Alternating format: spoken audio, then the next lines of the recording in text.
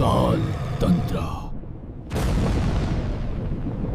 व्यापार के सिलसिले में रणधीर अपने गांव की ओर जा रहा था।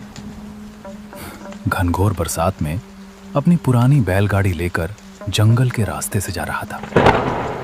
गरजते बादल और जंगल का ये डरावना सन्नाटा हर चमक के साथ अंधेरा और गहरा होता जा रहा था।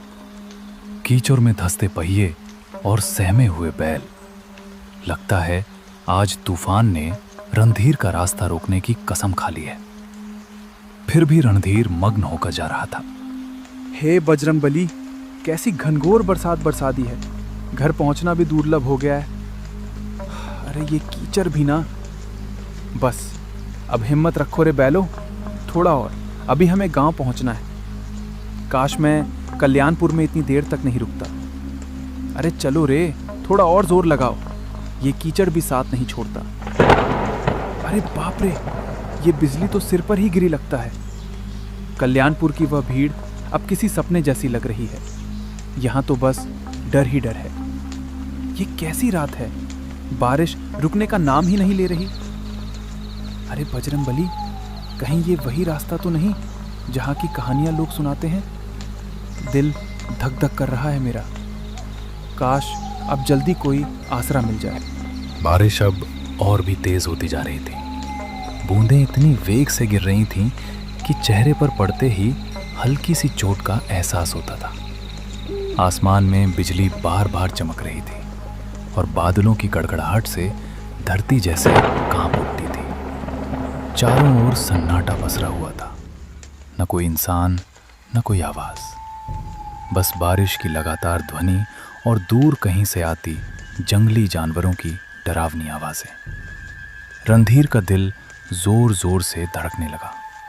उसने इस रास्ते के बारे में कई डरावनी कहानियां सुनी थी। दिन में ये रास्ता सुरक्षित लगता था, मगर इस तूफानी रात में सब कुछ भयानक रूप ले चुका था।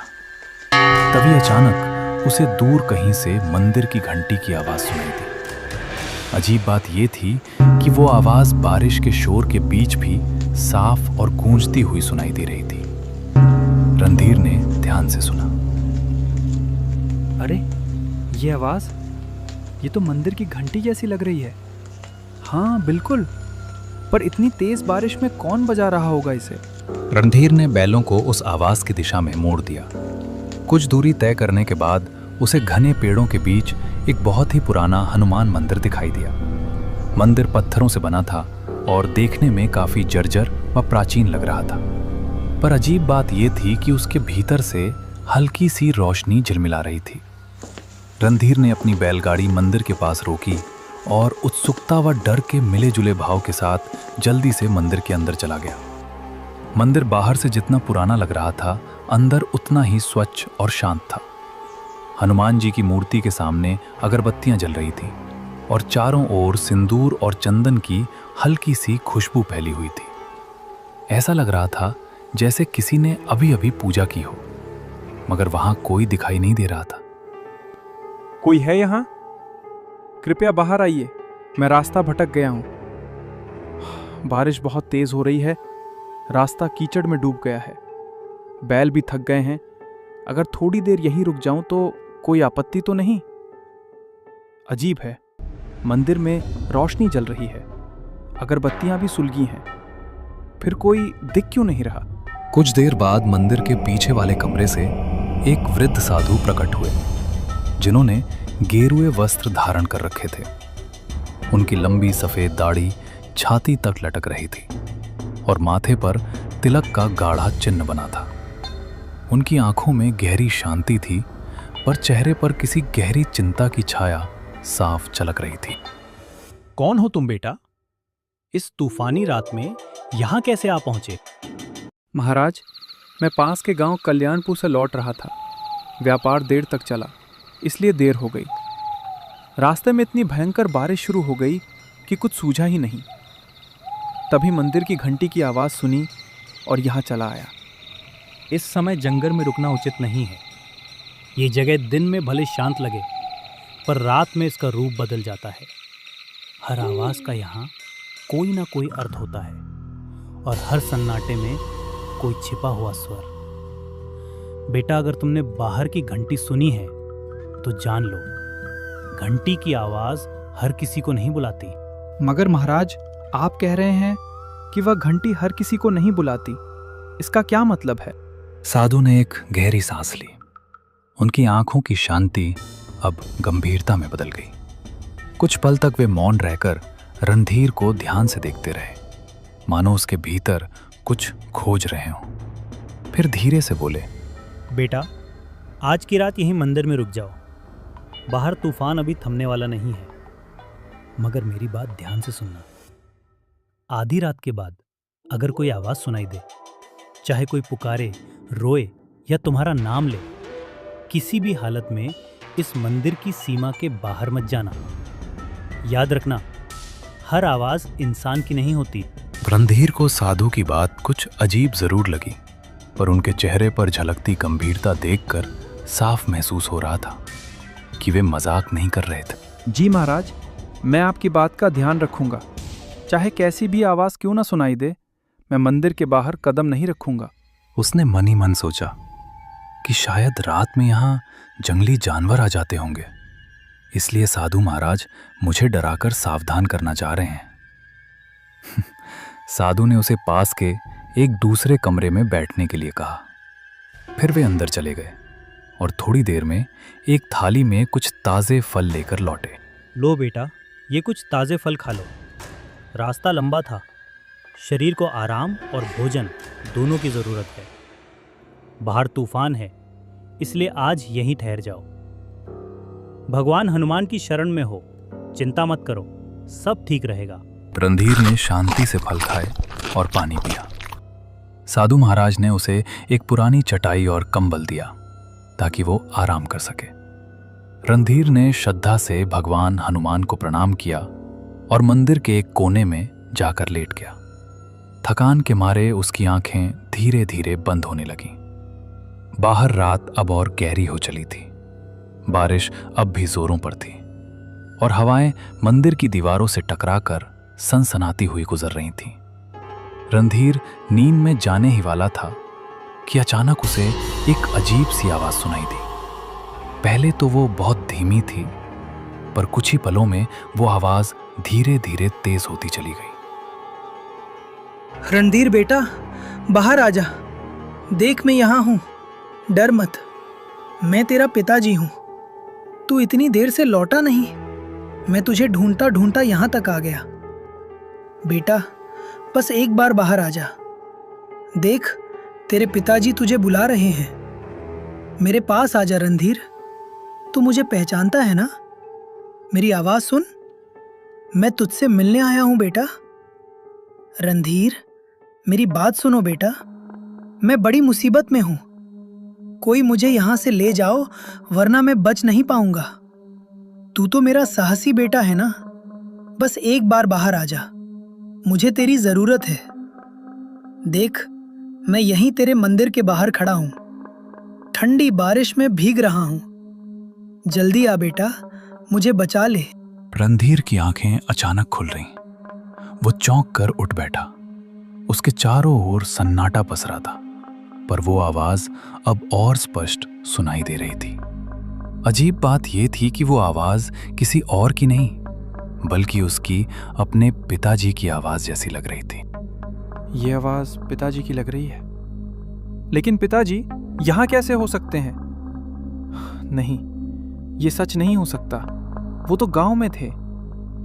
पर अगर सच में वो हैं, तो मैं कैसे अंदर बैठा रैंक रहूं? हे बजरंगबली, अब मैं क्या करूं? बाहर जाऊं या नहीं? रणधीर का दिल जोर जोर से धड़कने लगा, मानो उसकी छाती से बाहर निकल आएगा।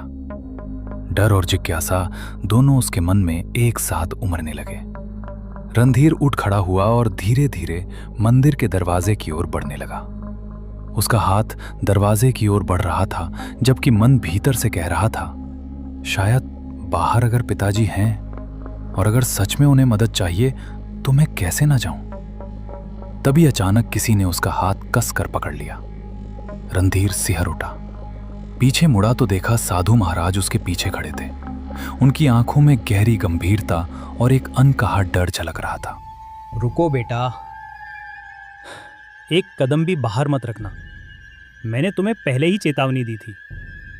जो आवाजें बाहर से आती हैं वे इंसान की नहीं होती। महाराज, पर वो तो सच में मेरे पिताजी की आवाज़ है। वही पुकार रहे हैं मुझे। कह रहे थे कि वो मुसीबत में है। अगर सच में वो हैं तो मैं उन्हें ऐसे कैसे छोड़ दूँ? वो तुम्हारे पिताजी नहीं है, वो एक छलावा है। तुम्हारे मन को पढ़ लिया है बेटा। ये उसी की आवाज में निकालती है जिसके लिए तेरे दिल में सबसे गहरा प्रेम हो। ये जानती है कि तेरे मन में अपने पिताजी के लिए कितना स्नेह है, इसलिए उसी का रूप धारण करके तुझे बुला रही है। कई यात्री इसके इस छल में फंस चुके हैं और फिर कभी लौटे नहीं। रणधीर बेटा, तू मुझे क्यों नहीं सुन रहा? मैं बहुत दर्द में हूँ। तेरे पिताजी हूँ मैं। देख, मैं यही बाहर हूँ, बारिश में भीग रहा हूँ। मुझे अकेला मत छोड़ बेटा। बस एक बार बाहर आ जा। अगर तू नहीं आया तो मैं बच नहीं पाऊंगा। महाराज, छोड़ दीजिए मुझे। वो मेरे पिताजी हैं। उनकी आवाज़ में पहचानता हूँ। आप समझ नहीं रहे। वो मुसीबत में हैं। मुझे उनकी मदद करनी ही होगी। कृपया जाने दीजिए। मैं उन्हें ऐसे नहीं छोड़ सकता। वो मुझे पुकार रहे हैं महाराज। याद रखना, अगर तू बाहर गया तो तेरा नाम भी उनमें शामिल हो जाएगा। साधु ने झटके से रणधीर को वापस अंदर खींच लिया और जमीन पर बिठा दिया। फिर वे सीधे हनुमान जी की मूर्ति के सामने जाकर पद्मासन में बैठ गए और ऊंचे स्वर में मंत्र जपने लगे। पंडित, तुम कितना भी मंत्र जाप कर लो, मुझे नहीं रोक पाओगे। मैं फिर आऊंगा, बार बार आऊंगा। जब जब कोई इस मंदिर में कदम रखेगा, मैं उसे पुकारूंगा। तुम मुझे बांध नहीं सकते। मेरी छाया हर दिशा में फैली है। हर हवा में मेरा नाम गूंजता है। ओम हनुमते नमः। ओम रामदूताय नमः। हर हर महादेव। रक्षामि रक्षामि। उनके मंत्रों की गूंज पूरे मंदिर में फैल रही। धीरे धीरे बाहर की आवाज पड़ने लगी, मगर पूरी तरह से थमी नहीं। साधु ने मंत्र जाप जारी रखा। उनके माथे पर पसीने की बूंदें चमकने लगी थीं और पूरा मंदिर एक अजीब रहस्यमयी ऊर्जा से भर गया था। रणधीर डर के मारे कांप रहा था। उसका दिल तेजी से धड़क रहा था। अब डर मत बेटा, वो शक्ति अब लौट गई है। इस मंदिर की रक्षा स्वयं बजरंगबली करते हैं। तुम अब निश्चिंत होकर सो जाओ, मैं यहीं बैठा रहूंगा। कुछ देर बाद बाहर की सारी आवाजें एकदम थम गईं। अब बस बारिश की लगातार गिरती बूंदों की आवाज रह गई थी। रणधीर कांपते हुए वापस अपनी चटाई पर लेट गया, मगर उसकी आंखों में नींद कहाँ थी। वो पूरी रात जागता रहा। हराहट पर उसका दिल सहम उठता था। जब सुबह की पहली किरण मंदिर के अंदर पहुंची तो रणधीर धीरे धीरे उठा और बाहर निकल आया। बारिश अब थम चुकी थी, लेकिन मंदिर के चारों ओर जमीन पर अजीब से पैरों के निशान बने हुए थे, जैसे कोई अनजानी चीज रात भर मंदिर के इर्द गिर्द घूमती रही हो। तभी साधु महाराज अपनी कुटिया से बाहर आए। उन्होंने चारों ओर देखा और गहरी सांस ली, मानो किसी लंबे संघर्ष के बाद राहत मिली हो। देख रहे हो बेटा, ये निशान, ये उसी छाया के हैं जो पूरी रात मंदिर के चारों ओर मंडराती रही। वो कोशिश कर रही थी कि तुम्हें बाहर खींच ले जाए, तुम्हारे मन के प्रेम का इस्तेमाल करके तुम्हें अपने जाल में फंसाए। पर भगवान हनुमान की कृपा से वो इस मंदिर की सीमा पार नहीं कर सकी। ये रेखाएं उसकी असफलता की निशानी है। वो अब भी मुक्ति नहीं पा सकी, इसलिए हर तूफानी रात में लौटता है, किसी नए मन को बहकाने। महाराज, ये छलावा आखिर कौन है? क्यों हर रात यहाँ आता है और क्यों मुझे अपने पिताजी की आवाज़ में बुला रहा था? इसका क्या रहस्य है? इसकी पिछली कहानी क्या है? बेटा, ये छाया कोई साधारण आत्मा नहीं है। कभी ये भी एक इंसान था, एक औरत जो अपनी पत्नी की मौत के बाद पागलपन की हद तक टूट गया था। कहा जाता है कि वो अपने दुख में इतनी डूब गया कि उसे जीते जी शांति नहीं मिली। एक तूफानी रात में उसने इसी जंगल में अपनी जान दे दी। तभी से उसकी आत्मा इस जगह से बंध गई। वो अब भी अपने अकेलेपन और दर्द से मुक्त नहीं हो पाई है। वो अपने दर्द में सबको शामिल कर लेना चाहता है। वो जानती है कि इंसान का सबसे बड़ा प्रेम किससे होता है? अपनेपन से, अपने पिताजी से, अपनी संतान से। इसलिए वो उसी आवाज में पुकारती है ताकि जो सुन ले वो खुद को रोक ना सके। कई यात्री उसके इस छलावे में फंस चुके हैं और फिर कभी लौटे नहीं। वही सब उसकी छाया में समा गए, उसी के दुख का हिस्सा बन गए। बेटा, अगर मैं तुम्हें रोका ना होता तो सुबह तक यहाँ तुम्हारे पैरों के भी निशान नहीं मिलते और तुम्हारे बैल वहीं के वहीं खड़े रह जाते। रणधीर के रोंगटे खड़े हो गए। रणधीर ने कांपते हाथों से साधु के चरण छुए। साधु महाराज, अगर आप मुझे नहीं रोकते तो पता नहीं मेरा क्या होता। साधु महाराज, आपने मेरी जान बचाई है। अगर आप ना होते तो आज मैं जिंदा नहीं होता। मैं आपका आजीवन ऋणी रहूंगा। इसे मैं कभी नहीं भूलूंगा। बेटा, मुझे नहीं, भगवान हनुमान को कहना। उन्हीं की कृपा से तुम आज सुरक्षित हो। याद रखना, उस छाया से बचने का एक ही उपाय है, श्रद्धा और विश्वास। ये दोनों कभी मत भूलना। रणधीर ने हनुमान जी और साधु महाराज को प्रणाम किया और बैलगाड़ी लेकर निकल पड़ा। रास्ते भर उसे रात की डरावनी आवाज और साधु की मदद याद आती रही। दोपहर को श्यामपुर पहुंचकर उसने देखा कि पिताजी आंगन में सुरक्षित बैठे हंस रहे हैं। वो खौफनाक आवाज झूठी थी। ये देख रणधीर की आंखों में आंसू आ गए और उसने दौड़कर पिताजी को गले लगा लिया। अरे ये क्या हाल बना रखा है तूने रणधीर? कौप क्यों रहा है बेटा? कहीं रास्ते में कुछ हुआ क्या? बोल ना पगले, तू ठीक तो है ना? पिताजी, मैं बहुत डर गया था। रात भर तुम्हारी आवाज़ सुनाई देती रही, इतनी सच्ची, इतनी करीब, जैसे तुम मुझे बुला रहे हो। मैंने सोचा तुम किसी मुसीबत में हो। अगर साधु महाराज मुझे ना रोकते तो शायद मैं आज तुम्हारे सामने ना होता। रणधीर ने अपने पिताजी को रात की सारी घटना बताई। उसकी बात सुनकर पिताजी की आंखों में डर और हैरानी दोनों झलकने लगे। धीरे धीरे यह खबर पूरे गांव में फैल गई। सबको मालूम हो गया कि उस जंगल में रात के समय कुछ अनहोनी घटती है। तब से किसी में भी इतनी हिम्मत नहीं रही कि अंधेरा होने के बाद उस